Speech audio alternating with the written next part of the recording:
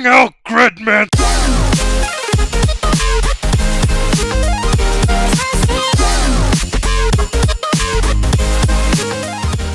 Hello everyone and welcome to Anime Club After Dark, the podcast that delves into all things anime, manga, and otaku culture related.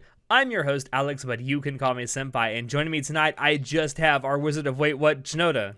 Bring out Gridman so I can crush him! Yes. That is exactly what we're going to be talking about tonight. Tonight, we are going to be doing a spoiler cast of a show that both myself and Shinoda, I think very surprisingly, found very, very enjoyable from the fall 2018 season. That is SSSS.Gridman. Can't forget the dot. I can't forget the dot. So, as I said, fair warning, this is going to be a full-on spoiler cast, so we can and may spoil just about anything from the show. If you haven't seen the show yet, I think both of us here highly recommend it, especially if you're a fan of things like Kaiju or Super Sentai. I think you will find it very, very enjoyable. Or if you're a fan of the original Ultraman or Gridman live-action shows. For those of you sluts that don't know what Sentai is yet, basically Power Rangers. And with that, I bless you on your new journey. Yeah, I mean, if a lot of people don't call in the West don't call it Super Sentai, they call it Power Rangers because that's what it was called in the West. Johnny Young Bosch still best Power Ranger. Anyway, so with that out of the way, we're just gonna kind of get right into it. So a little bit of background information. So I'm just going to call it Gridman. Fuck the triple S thing. I'm not going to say that the whole time. So Gridman, the anime, was a joint venture between Studio Trigger, my second favorite anime studio of all time, and Subaraya Productions, which was still is, the studio behind the original 1993 Gridman and the Ultraman franchise. That being said, I had never actually watched the original Gridman. However, I have watched many, many different iterations of the old Ultraman shows in the past, and I think you have as well, right, Shinoda? I actually have not. Oh, you haven't? No. I know you had told me that you'd never seen Gridman, but I thought you said you'd seen a couple of episodes of Ultraman in the past. No, not that I recall. Maybe I've watched it at my old college anime club with a couple of episodes here and there, but nothing that I can distinctly recall. Okay, so, but you have seen like Super Sentai, like Power Rangers and stuff. Yes, right? I have watched stuff like that. Yeah, and you're also a fan of like the kaiju movies like Godzilla. Oh, massive fan. I've seen almost every single movie, if not all of them. Like, and I'm not talking about I'm not just talking about the more recent editions. I mean the old movies. Yeah, like from the 50s and 60s. Yeah, like I started I initially got into it when I came over to the US and discovered the Americanized Godzilla from what was it, 99 or 2000? 98. Oh god. 98. No. Yeah. That was my introduction into that. But afterwards, you had absolutely nowhere to go but up from there. Yeah, seriously, nowhere to go up, but up. I mean, I do have a special place in my heart for that one. It's different. I'll just say that. But after that, eventually, I started looking into the Godzilla movies and cinematic verse more, and I discovered everything that there was. I was like, holy shit, this is really great. And eventually I just ended up binging all the movies for in like a 1 month span. Like every night I just sat down and watched a different movie chronologically. Okay. Well, that's a great way to get introduced to it. So for myself, when this show was originally announced, first of all, I was ecstatic that Trigger was going to be handling it because I knew, oh my god, it's going to look amazing. But for me, I went into this having watched the original Ultraman shows. I thought, wow, this is going to be a lot of nostalgia if they do this the right way. And for me, like the first 2 or 3 episodes of the show, it was a massive nostalgia boner for me. Without a doubt, I felt the same thing. Like, even if you haven't watched any Ultraman or any Gridman things beforehand, like if you watch any iteration of kaiju movies or shows or any Super Sentai shows, you will get a nostalgia boner just off of that. Even if this is a completely different series, it hits all the right notes in just the right ways. Yeah, I will say one thing I credit the way this was written is it's written in a way as to which you really don't have to have any knowledge whatsoever of the past, like Gridman or Ultraman stuff, and I think you can still enjoy it.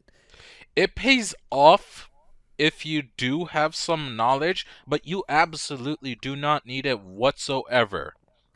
Yeah, which is great from the way the anime is set up, because it's just a 12-episode anime, so you don't have a lot of time to, get acclimated to this world. But I think they did a really good job of balancing, making this very accessible for new Gridman / Ultraman fans, and having enough callbacks and references in it to keep the people like me who had seen that stuff in the past interested throughout.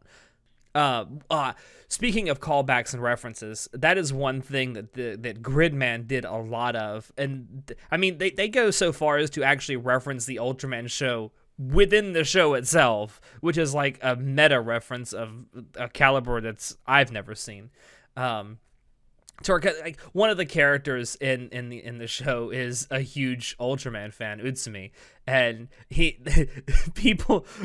always say, well, when everyone would be like, well, what do we do now? He says, well, in Ultraman, this is what happens next. Yeah, it was hilarious. He's like, well, if you pay attention to plot development, this is what's going to happen next, or this is what needs to be done. And funny enough, that's exactly what happened. And I'm like, this is entertaining. It's kind of cheesy, but in the fun way. Yeah, and I actually think that the way they did Utsumi, the way they wrote Utsumi in the show, it's almost as if he's a fan insert character, to where it's like, you've been a fan of this your whole life, why don't we just insert you into the story? And I actually think they did that really well. It was. Thankfully, he actually did get more of a personality and some development through towards the end of the series. But Yeah. I definitely agree that he definitely feels like a more like you can imagine yourself in this situation, but instead of being the main character, you're one of the side characters. But you matter.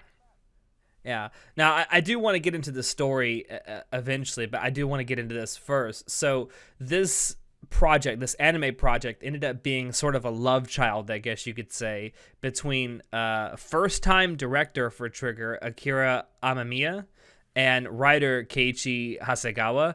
If you don't know Hasegawa's name, he actually was the writer of the Ultraman live-action series from the early to, I think, maybe even late 90s. He was still a writer on the show. And Akira Amamiya he's been working with Trigger for many years in a bunch of different roles. This is the first time, however, that he's directed a full-fledged anime series. He was the director on Inferno Cop, but that was a short. Great. If you haven't seen Inferno Cop, go see it. It's absolutely wonderful. But he's had a bunch of different roles over the years with Trigger Studio Trigger. He was the assistant director of Kill la Kill. He has been a key animator on several different Trigger shows like Panty and Stocking, Gurren Lagann, which was actually Gainax, but same difference. Space Patrol Luluko. He was a co-director, and he did key animation on that show. He was also a second key animator on Darling in the Franxx. So this guy's been around. This guy's been very important in what he's been doing. He's definitely been around in Studio Trigger for sure, and I'm really glad that they gave him this opportunity to direct a full-fledged series, because I think in terms of how this show was directed, he, except for a few minor instances, I would say he hit it out of the park with this one. I can agree to that, yeah. I will say, I've said it in the past on the podcast before, I find it very, very difficult to objectively criticize Trigger shows, simply because I love Studio Trigger so damn much. And it's not just a studio, I love the people that are involved with Studio Trigger. But I will say one point of criticism I noticed in the directing style that he went with for this is he has used a lot of establishing or lingering shots that I thought lingered for just a little bit too long. You think there was time wasted in said I'm not. shots. It just seems like he just held some certain shots for so long. Now, I was thinking about this one after I wrote this down, or I was thinking through what I wanted to say about this, and I thought maybe this is like a clever callback to Neon Genesis Evangelion as well, because that was something that the directing style of Evangelion did as well, with like these lingering shots that would just linger on people's faces and on scenery just for like it would seem like forever, like 5 to 6 seconds, with no dialogue, no music, no nothing. Without a doubt, there was definitely a lot of Evangelion feels. Yes, well, to the show. and the director, Amamiya, has worked on Gynax stuff in the past. In fact, there's two actually. There's three now that I think about it. There's 3 direct references to Neon Genesis Evangelion throughout the course of Gridman. One of them is just absolutely blatant in the fact that the episode where they go river rafting. They come across one of the plot devices is they have to get to a payphone to call the Gridman Alliance people back at the junk shop, and the payphone that they use is the exact same payphone that Shinji uses at the beginning of Evangelion. Holy shit! No wonder it looks so familiar. It is literally the exact same payphone, and it has the same phone book on top of it as well. Oh my god! And the way that shot was framed, where Rika's holding the phone, is exactly the same way that Shinji holds it in the first episode. So that was really cool. That was a really clever like shout out. There's also a scene where you get to see something that Utsumi is writing on a piece of paper, and he literally has written in English, "God's in his heaven, all's right with the world." Yeah, I was really tripped out when I saw that. I was like, "What the hell? What?" It was just weird. And then the people from the Gridman Alliance say they come from Neon Genesis Middle School. Yeah, no, that was just completely blatant. That was just them, like, hey guys. It was a nice touch. It was a really nice touch. At least I thought it was. They had fun with it. I liked it. I also, liked that. Yeah. Also something that was pointed out while the show was airing. So Aoyuki, who is the voice of Bor, the I'm using this in quotes, the girl with the pigtails. In the Gridman Alliance, she tweeted out, "I'm really glad I got to play a little boy in this show."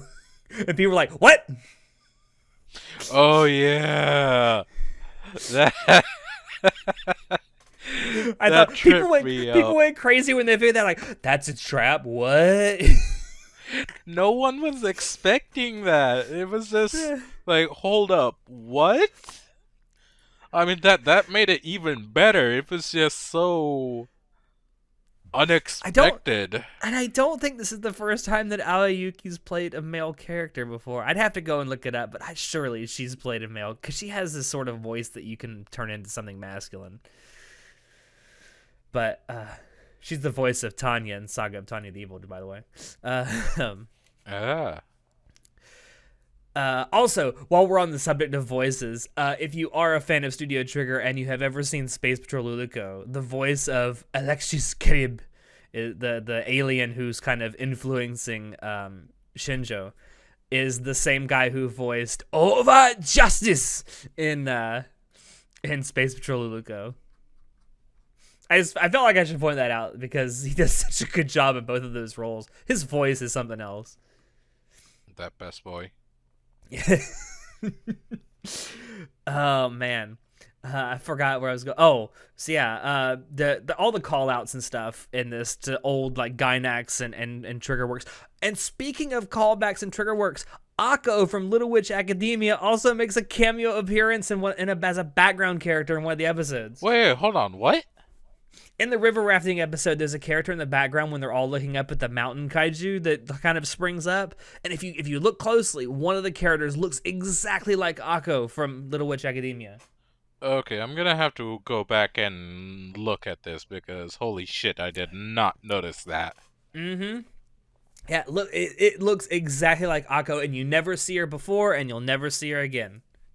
But still, more Easter eggs. They put a lot of Easter eggs in this show.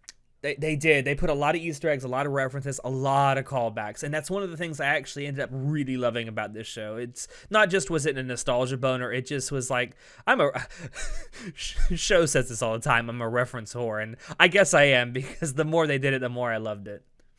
Yeah. I guess since we started talking about the characters, should we talk about the characters briefly? Yeah, let's go for it.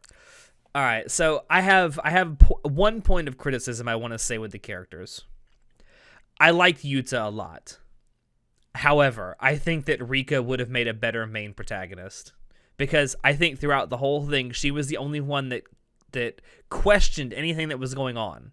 Everyone else just seemed to go along with it. Yuta had his moments where he was questioning things here and there, but mostly he was in for the ride. But here's the thing, the show really wasn't about just one main protagonist. It had three. True. I mean, if you take, Well, four I would say that actually. there. I would say if you want to really want to talk about the protagonist, I think there are three. You have Yuta, Rika, and Utsumi. I would Um, honestly say four. And honestly, if we're are you talking talking about Gridman too? no, Akane, because let's be Oh, real, she's the Shinjo. real main character. She is God. She is Kami-sama. But more than that, everything in realistically was actually surrounded on her. That's why I would say she's the actual main Well, character. true. Well, yeah, everything happens because of her for sure. It was really interesting. I think it was a great choice for how they did her character arc, where she starts out as this really mysterious kind of individual. Then you find out she's really the puppet master behind the behind the scenes, pulling all everyone's strings. And then you find out that there's actually someone else pulling her strings. And then she's kind of redeemed at the end because she realizes, oh, these people actually give a shit about me. I shouldn't actually try and kill them. Yeah, I don't know, I really like the way they handled her character arc because she starts out as this sort of side character, then she becomes an antagonist, and then she becomes sort of a protagonist by the end almost. it was a journey to go through her arc. Yeah. And they did it in 12 episodes. I mean, I was just shocked that they were able to do this in 12 episodes to have such a fully fleshed out character arc. If Um anything, I'm disappointed we're not going to be getting more of her because she was complex to say the least. yeah. But Yeah. maybe what we got was enough as it was. I honestly think I feel the same way sort of about how this ended as I do about Bakano. It's like I love Bakano. I think it could have gone on forever and I'd still be liking it, but the fact that they were able to take 14 episodes and tell a really cohesive, great story that involves so many characters and so many plot threads, I'm okay with what I got. I really am. And if there's never anything else, I can live with that. But since we're on the subject of characters, Yes. there is one I have to talk about where I'd be completely remiss if we didn't spend at least a couple minutes talking about the Thigh Mama, Rika Oh, Takarada. ho, ho. So Good lord. so can can we just talk about how God, I gotta be really careful here. um, how great her character design is. Her her aesthetic Her is aesthetic is beautiful. it's very very all encompassing to say the Yes. least. So yeah, Rika obviously became known for having thick thighs. Of course, she was destined to be this way because I have to sneeze. Oh God, sneeze in the middle of a recording. Um, oh God, now I forget. Amamiya said that before they started or while they started working on the show that he didn't really care what Rika's final character design was as long as she had a big ass and thick thighs, and that is a man who is That is cultured, a my friends. that is a man who knows what he's about, and he knows what kind of degenerate fan base that the anime community is, and he knew what would sell.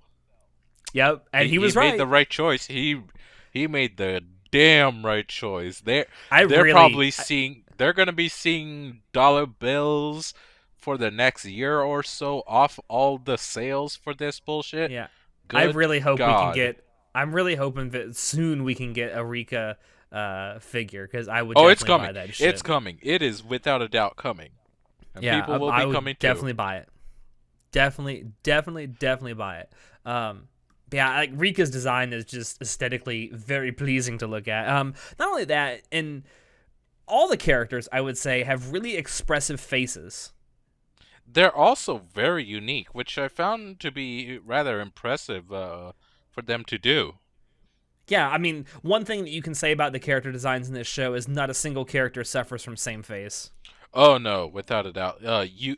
Like you can look at different characters, and even if they're far away or something, you will recognize them without a doubt. And even Gridman's design was it was stunningly beautiful.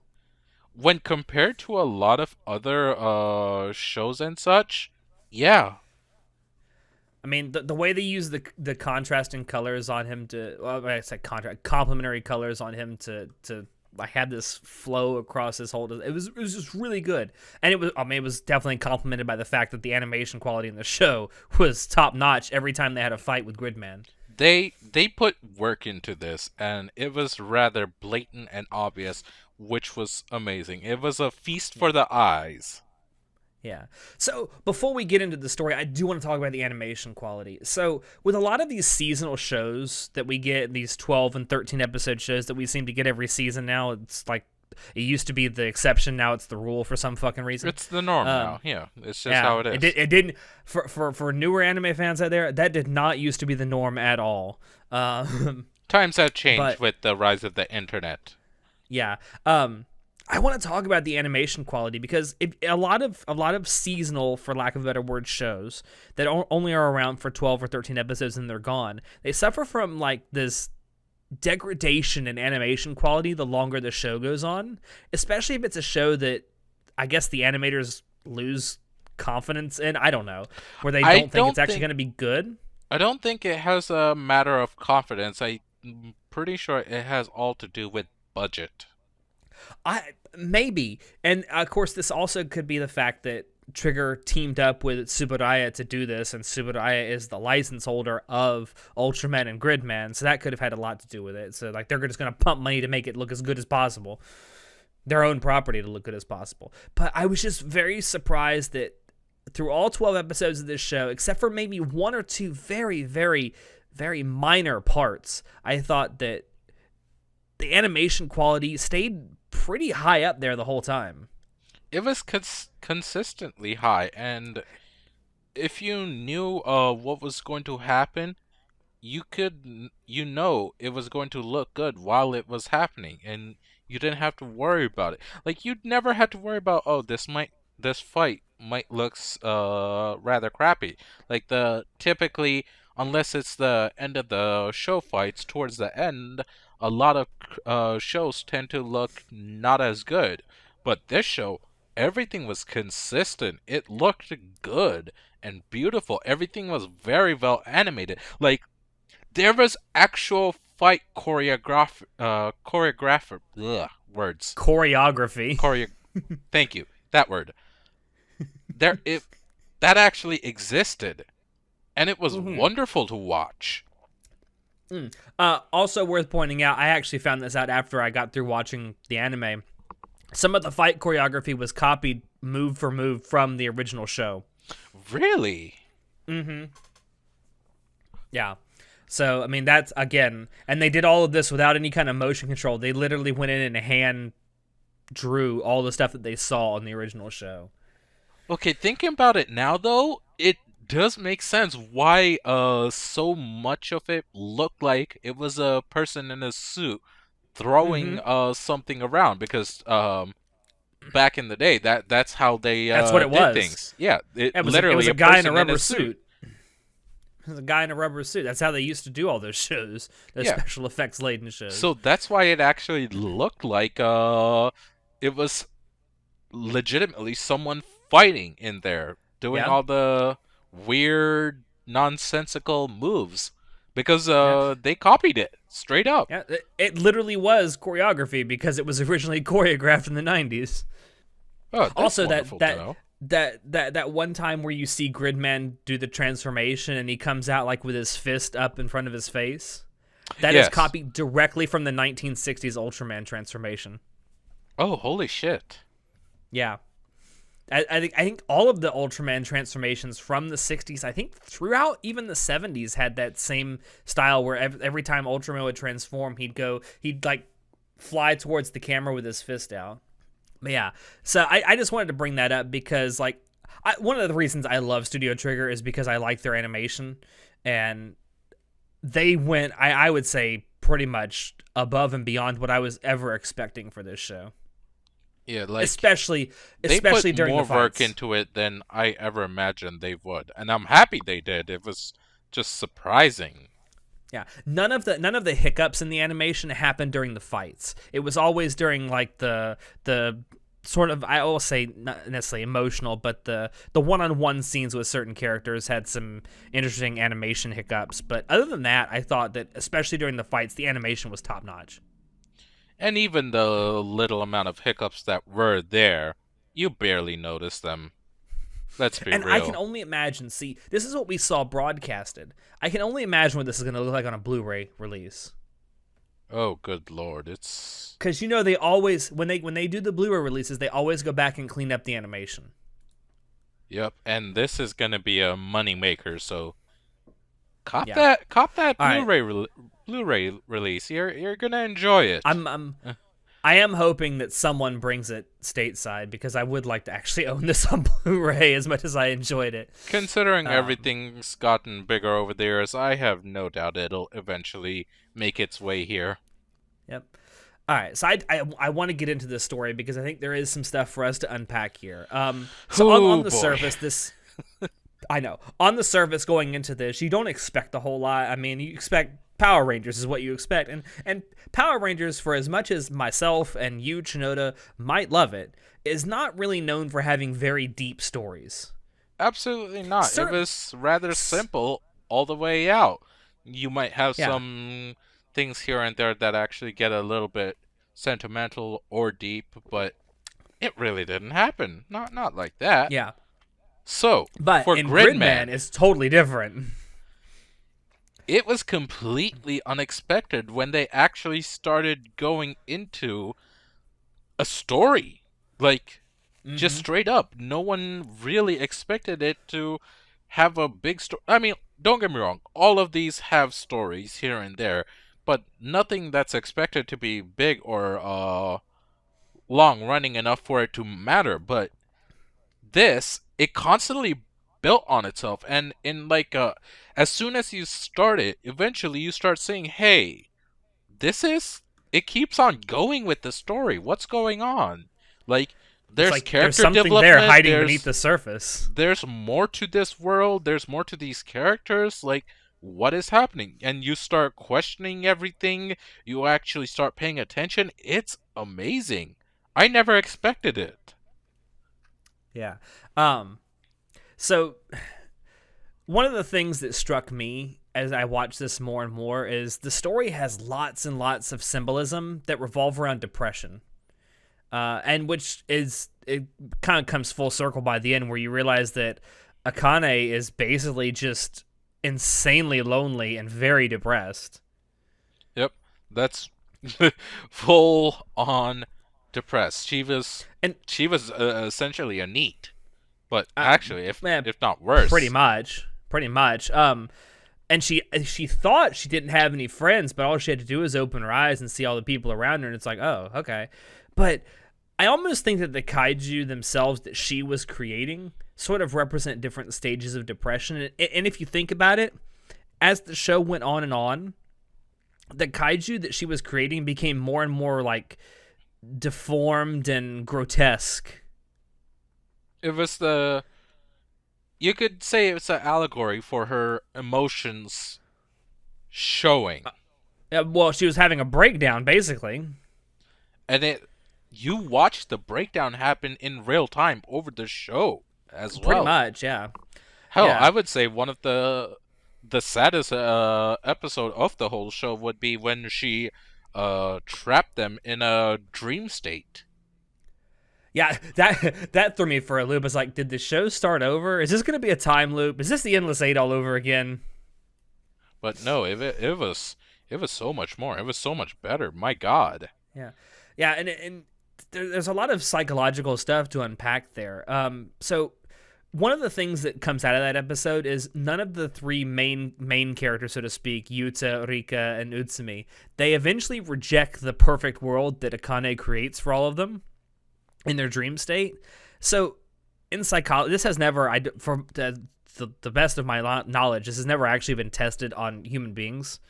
But I think it has been tested on rats, where if you give someone a perfect world, there's a theory in psychology that the human brain will actually completely reject that.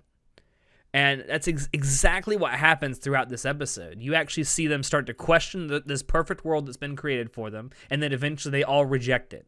And they want to go back to the real world they know, which has a bunch of issues and problems that they don't know how to solve, but they prefer it to a perfect world. And the basic premise behind that is, if you don't have problems, what's the point of living? Yeah. Well, I mean, the main antagonist, the alien dude, Alexis Kreb, at the very end, he can't fathom that he was beaten by a immortal life form, because in his mind, since he is essentially immortal and infinite, that it makes him perfect. It makes him a perfect life form. But then Gridman essentially comes in with the whole theme of the entire show. He breaks it down very well. It basically says that human life, the value of human life, comes through suffering and getting through the bad times, and that's what makes a finite life, a mortal life, worth living. That's a great message. That's by the way, that's the best message you can give to someone who's severely depressed, because it shows them that their life has value, no matter how fucked up they may think they are. Honestly That is speaking, That is by far the best message you can give to someone who is severely depressed. And I would say it's probably the message that people who are suicidally depressed need to hear. Tell someone they serve a purpose in life, and they will be happy because they know they have something. There's also, so I have to get into a little bit of a personal story for a second. So you see this in the OP of the show, which we are eventually going to talk about the OP because it's fucking awesome. In the OP of the show and throughout the show, Akane uses an X-Acto knife to carve up the kaiju models that she creates. So that's also probably a symbolism for her carving something else up. Well, yes. So I was about to say that I still suffer from depression, and it was particularly bad when I was in high school. And I myself, to cope with my depression, I actually used to cut myself. And I actually used an X-Acto knife as well to cut myself. And I can't come to find out, after I talked to other people who went through some of the same stuff that I did, apparently it's the most common method that people use to cut themselves, is they go buy X-Acto knives. They're sharp and precise. They're very sharp and they're very precise. So I thought that was a really nice touch to put into the OP, and to have Akane use as sort of this thing that she's using to create these kaiju that are helping her in a way cope with her own depression, or at least help her think she's coping with her own depression. Good God, they really put the symbolism in there, didn't they? Yeah, I mean, and to people like myself who used to cut themselves, that knife becomes a symbol of, you think you have control, but you really don't. And another good thing is, if you really pay attention during the OP, because that X-Acto knife that she uses appears in the OP. After episode 10, that X-Acto knife is covered in blood. Yeah, after she specifically stabbed Yuta, she stabbed Yuta, so that it is covered in blood, which, while a simple little detail, I love the fact that they put that in there. Yeah, it's very subtle, but it's a very deep symbol, but it's very subtle. So, one of the things that really struck me about this show is how it portrayed these coping mechanisms with depression. Like there's a lot of people out there that suffer from depression. I'm not alone, and I guarantee you, like if you're listening to this, there's probably someone either close to you or relatively close to you in some way, whether it's a friend or a family member that suffers from depression in some way. But there are myriad ways that people go about coping with them. Not all of them are good. In fact, most of them aren't, especially if you're trying to self-medicate. It's like I did with cutting. It's not a good way to cope with it. But I think when the story came around full circle to show that Akane knew that she was depressed and was trying, number one, to actively hide it, which is something else that people who are depressed are very good at doing. When she, you can notice, especially when she's around people or anyone's paying attention to her, she put the effort to put up a fake smile, put up a everything's happy, I'm a cheery, go lucky person. She put that mask up, and that is so uncomfortably relatable. Yeah. Well, and it's like the things that she despises the most are when she sees other people being happy and she can't understand why. And it's like when she tries to attack the school festival. It's like she hates it because there's so many other people that are enjoying it and she can't. She doesn't understand why everyone's having a good time being around each other, why people are getting along. It doesn't make sense for someone like her. Yeah. I thought that was just the way they handled that was really, really good. I just thought that the way they handled the symbolism of depression throughout the entire show was great. And I don't think she's clearly not the only one in the show that's depressed. I think that Rika also shows some signs of a very different type of depression. There was actually a lot of theories on the fact that when she made the world, that the Rika in that world is actually based on her real looks. Because if you actually look at her real life self and Rika, they actually look startlingly alike. Yeah. Yeah. I had a thought and it's gone now. Oh, I'm sorry.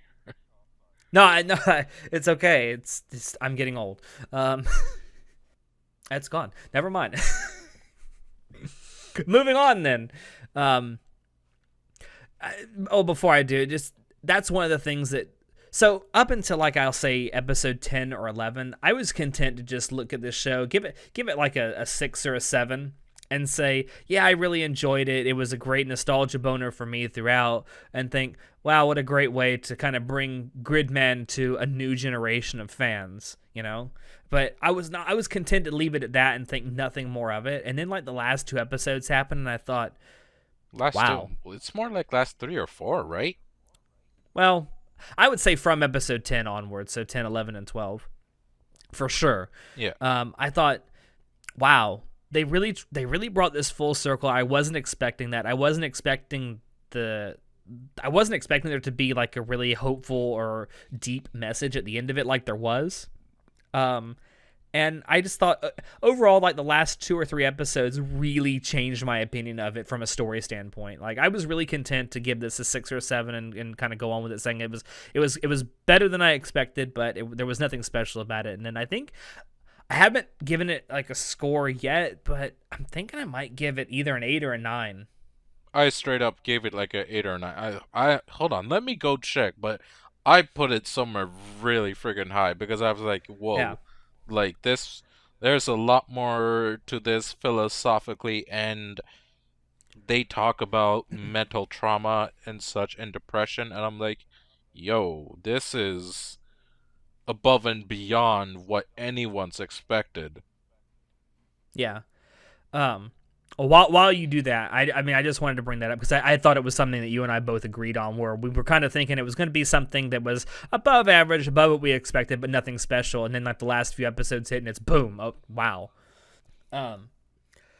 So while you look that up, yes, I do want to swiftly move on because we need to wrap this up soon. The OP and the ED. So the OP is banging. I fucking love it.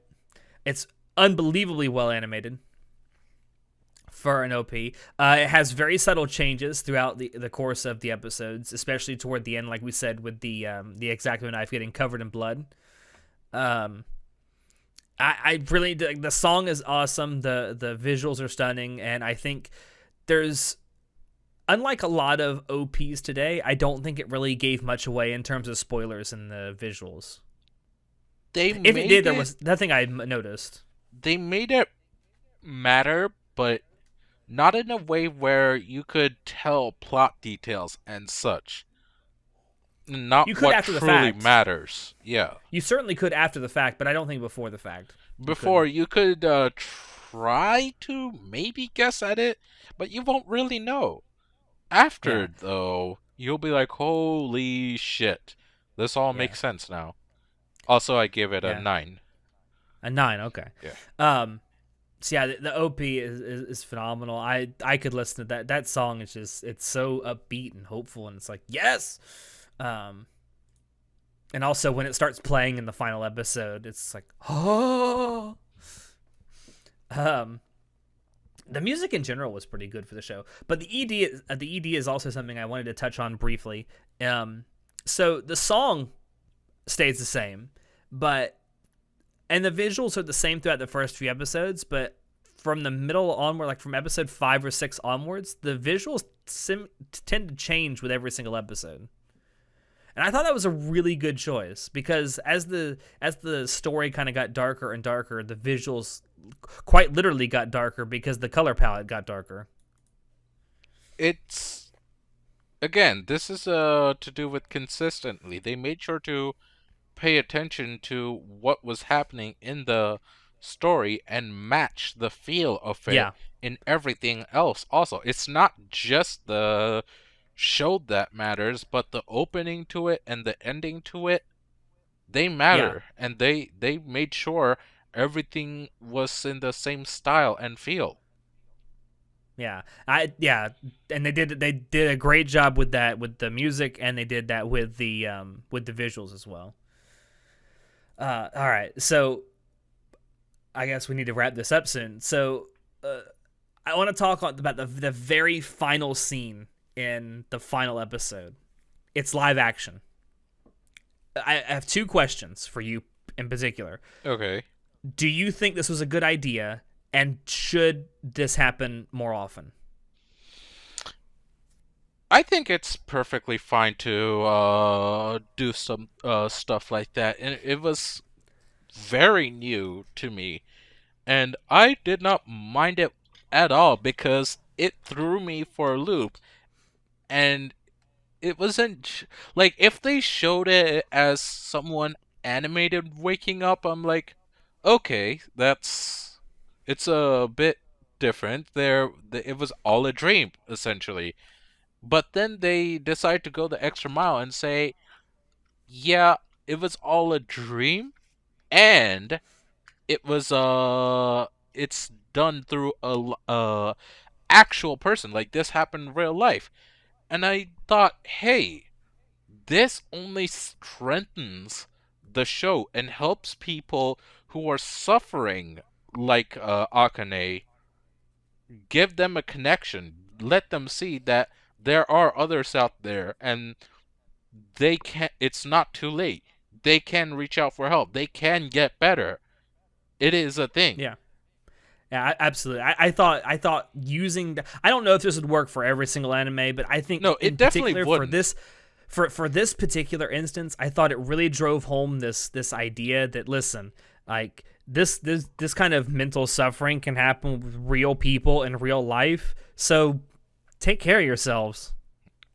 Another quick thing, I do have to say that I really enjoyed the fact that they didn't take any mental problems as a joke or anything. They talked about it seriously, and they put honest effort into it. And they could have gone such an easy route of having a joke here and there, but no, they intentionally chose the hard route of respecting all that, and I Yeah. really appreciate that. Not that there's Yeah. anything particularly wrong with them making jokes out of it here and there. It's just real life. You make jokes out of everything. But Yeah. when you make the effort to not do that and go the hard route, it's just appreciated. Yeah. It is. It is, especially when it's taken as seriously as they took it. For let's be honest, a type of story that most people wouldn't take seriously to begin with. So I thought it's an interesting contrast for me. But I honestly thought that final shot where it's live action, it's someone waking up from a dream. There are items from the show that are kind of surrounding this person that's waking up, and I thought it was a really great way to drive home that point of like there are actual people in the real world that suffer from depression and mental illness. It's like watch out for them and try and take care of yourself if you can. Yeah, seriously. But Another thing, if I remember right, after the show ended, one of the staff at that helped make the show actually tweeted out, "Hey, mental health is no joke. Make sure you take care of yourself." And I was like, "Yo, yeah, that's it was the director Amamiya who tweeted that out. And he's like, oh, it was Amamiya himself who tweeted out. Yeah. Really? Okay, that's yes. even better." He's like, boys and girls, take care of yourselves. I mean, he knew what he was doing, clearly. Yeah, like at first I thought it was just. At first, I think all of us thought this was just gonna be a nostalgia boner with like great thighs and ass, and it was just gonna be a good old ride with the boys. But then you get to the end, you're fucking crying because you're like, "Holy shit, this is too real." Yeah, I mean, don't get us wrong. It really was that nostalgia boner, and it was the thick thighs, and it was everything else, and it was great animation. But it became more than we expected it to, and I think that at the end of the day is why you and I really enjoyed it. It's definitely one of the reasons. I think it's more than likely gonna be in my top 5 of this year. I think I can confidently say that. That's fair enough. I don't think it'll be in my top 5, but I would definitely put it in a top 10 list, maybe. Oh, without a doubt. Compared to everything that came out this year, this was something else. All right, so there's one last thing I want to do before we wrap this up here. So at the end of when the anime finished airing, there was a PV that came out for the new Ultraman anime that's going to be airing this coming spring 2019 on Netflix. This particular, I mean, there have been PVs for this Ultraman anime before, but this particular PV was quite literally Gridman passing the torch, as it were, to this new Ultraman. If you haven't seen that PV, it's really cool. It's really cool to see these two together like they are. We'll make sure it's in the description. Yeah, I'll link it. I'll link it below in the description if you haven't checked it out yet. But I thought it was a really great way to pass the torch, seeing as these two franchises, Gridman and Ultraman, are owned, or their licenses are owned by the same production studio, Subaraya, who are also going to be working on the Ultraman anime as well. The Ultraman anime, I know a lot of people will cringe at this, is going to be full CGI. So I know we're a lot of people also have problems very with that. afraid, and we're cautiously looking forward to it. From what little we have seen, me and Alex have talked about this. It looks fine, but again, we only have seen only very specific portion of it, so we'll Yes. just have to see as it comes out. Yes. Also worth noting that in this particular PV, it does say that it's going to be airing worldwide starting this spring. So I think even in like outside of Japan, I think this is going to be airing week to week on Netflix. So if that ends up being the case, thank you Netflix for finally getting with the program. Yeah, seriously. But yeah. Like they finally realized, oh hey, we need to make sure people are watching on our platform instead of pirating it because they don't want to wait on our bullshit. Yeah, thank you for screwing over Little Witch Academia like that. It's just anyway. Moving on. Moving on. That just still to this day triggers me.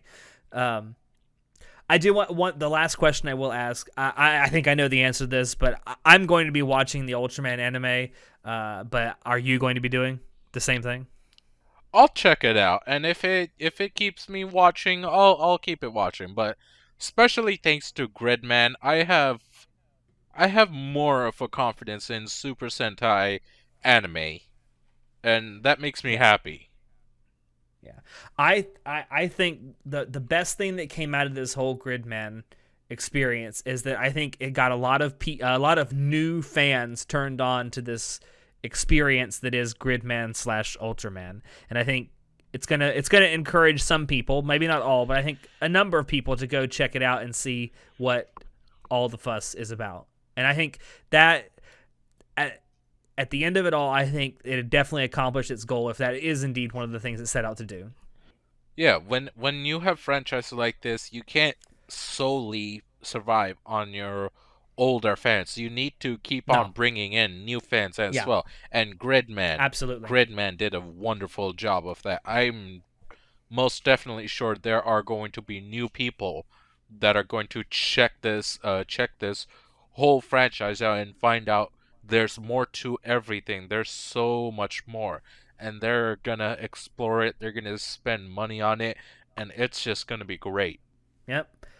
All right. Well, with that, thank you all out there for dropping in to listen to us. We hope you enjoyed it because we always enjoy bringing this stuff to you.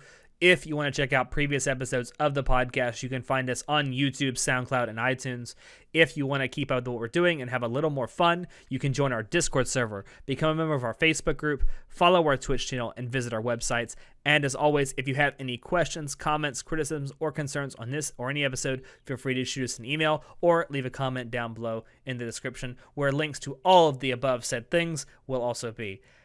I have been your host, Alex, and I will see you next time. Say goodnight, Gridman. I'm a fap to some thighs tonight.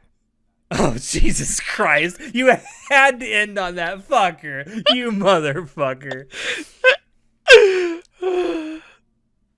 Dick thighs make a dick rise.